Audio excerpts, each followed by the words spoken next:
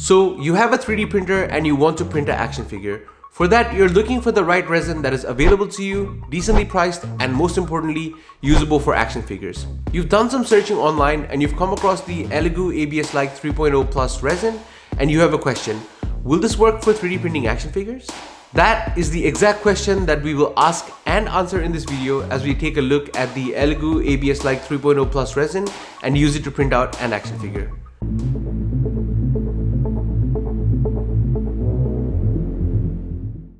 For this video, we have selected the Batman action figure I made way back in the day.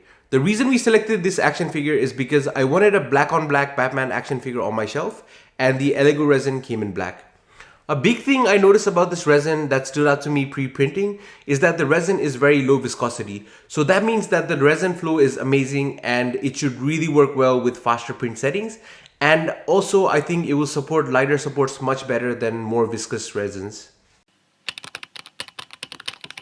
My first impressions on this resin is that the details have been captured pretty well on the resin and all of the sculpted parts show up very nicely. Although this is a very basic model and does not have too many sculpt details, I think whatever has been captured is very accurate to how I sculpted the figure. The other thing I noticed is that the blacks are pretty dark, deep blacks, so that's really good for especially parts like these where it is a black on black figure. I don't really need to paint anything else on top of this black because this works pretty well, so that's really good. The resin, however, is a little bit scratchy when you rub it against other resin, so you can see immediately that there is some scratching going on. That could be a factor that kind of detracts it from being a good resin to use for action figures, but that does not still stop us from being able to articulate things. It is not dusting or powdering, so that is still alright. And I can also feel that with this resin, there is a slight bit of flex even without needing to heat up the parts. So that is a good sign because I feel like that will help us assemble the figure a little bit better because the parts are a little bit flexible to begin with. And also it might help in resisting some breakage because it will have some give before it actually breaks. So as custom on this channel, we will first take a look at assembling one of Batman's knees to see how it will assemble and how easy it is to put everything together. Looking at this part without heating it up, I can see that there is a slight bit of flex when I actually press it. So that's without heating. Let's try to heat it up and see how much flex it will have. So here we have the part heated up and there is a lot of give when the part is heated. It is really soft. So that will just mean that assembly is going to be super simple. So let's get into the assembly.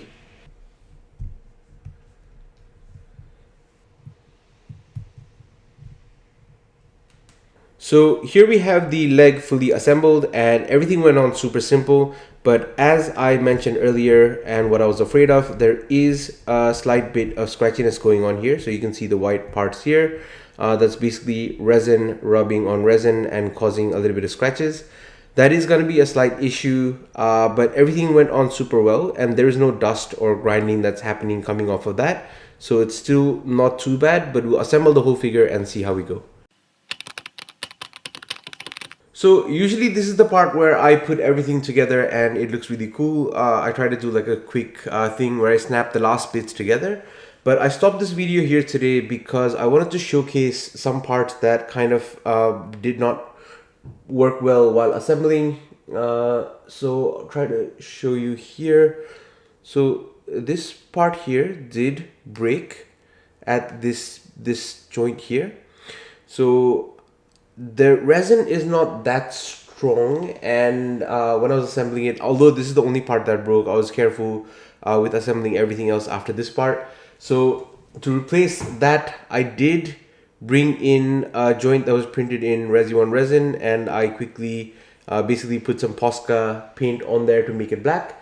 So it does kind of blend in.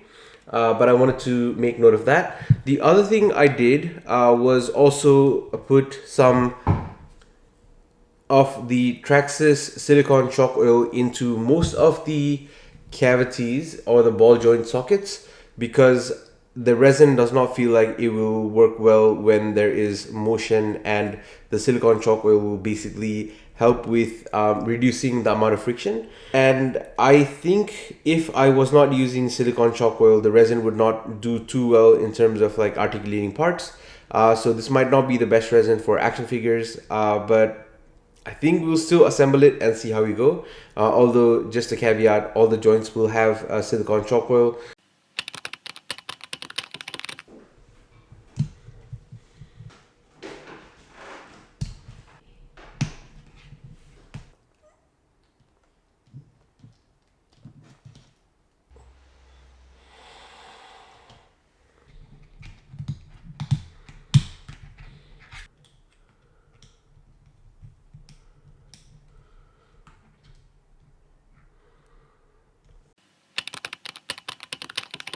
So here we have the action figure fully assembled, and the black on black aesthetics does look pretty incredible. I really like how this looks so far.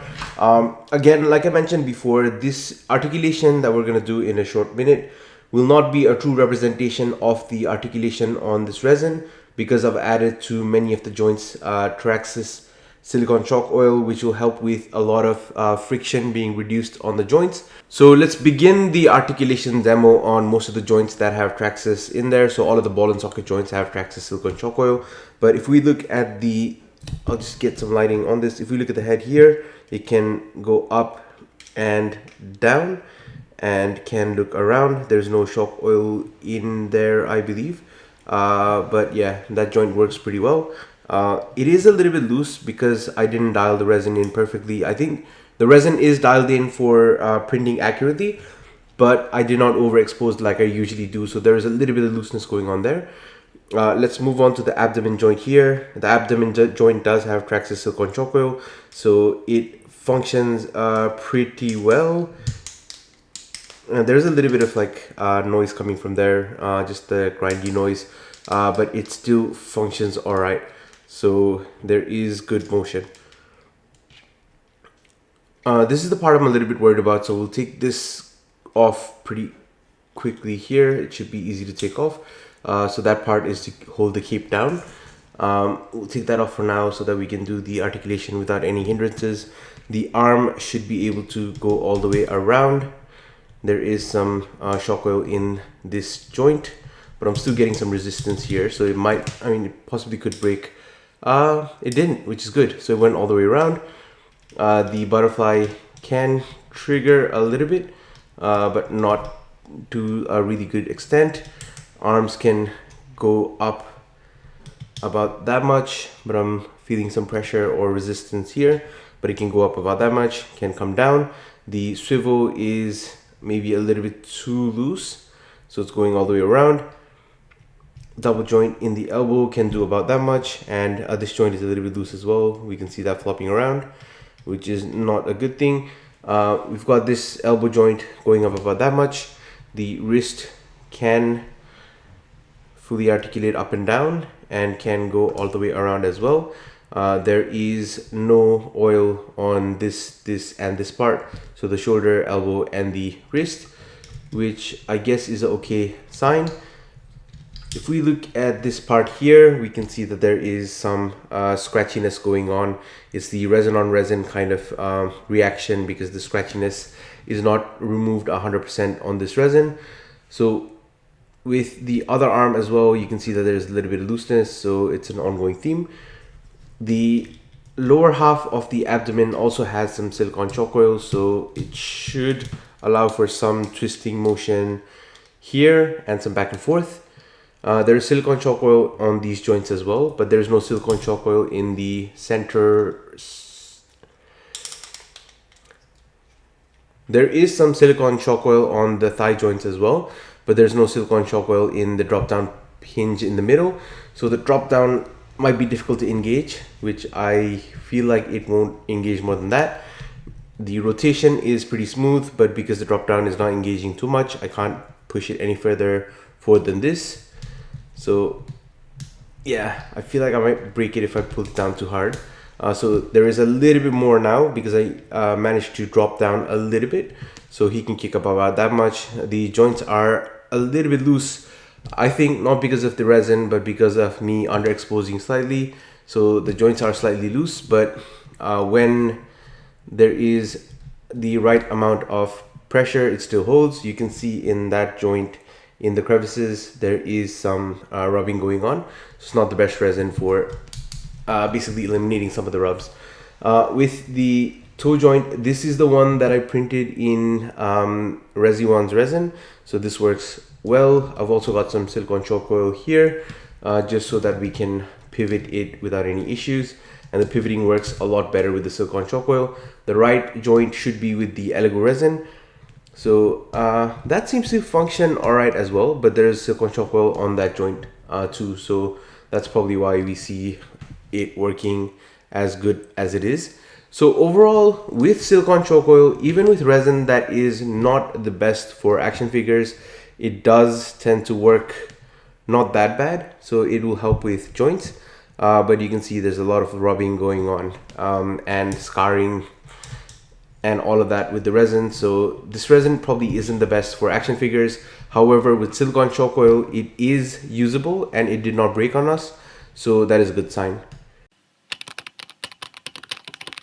So here is a quick comparison between all of the different Batman I've printed using this buck.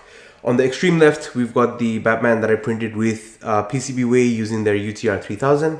On the extreme right, we've got the Batman I printed in, I think, Resi1 TOF 74 or M58 resin. I can't remember off the top of my head, but one of those resins.